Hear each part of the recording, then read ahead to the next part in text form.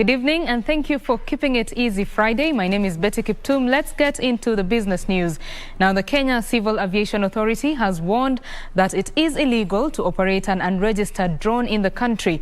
The authority, which is anticipating an increase in aviation activities, especially drones, helicopters and light aircraft operations during the electioneering period, is calling for registration of all aircrafts to allow safe monitoring of the air transport corridors. Use of unmanned aircraft systems, popularly known as drones, is gaining traction in the country amid safety and security concerns. You don't need to apply for an import permit. However, I do know that many of you have not registered your drones. Kenya Civil Aviation Authority Director General Captain Gilbert Kibe has warned drone users and operators of contravening the law by flying unregistered drones.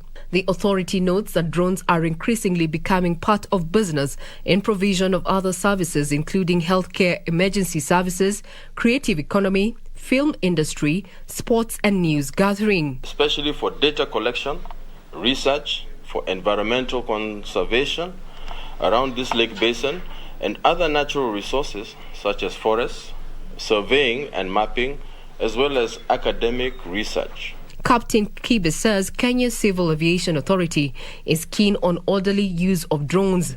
Those operating drones within the Kenyan airspace are required to register them with the Kenya Civil Aviation Authority. He says the airport multi-agency team comprising of the Kenya Civil Aviation Authority, Kenya Airports Authority and the Kenya Wildlife Service are working to mitigate birds and other wildlife menace. Data shows that between 3 and 6 bird strikes are reported monthly at the Kisumu International Airport. Kisumu International Airport is ranked 3rd in bird strikes after Jomo Kenyatta International Airport that has 22 bird strikes monthly and Wajir Airport at 12 bird strikes per month. Regina Manyara reporting for Easy Friday.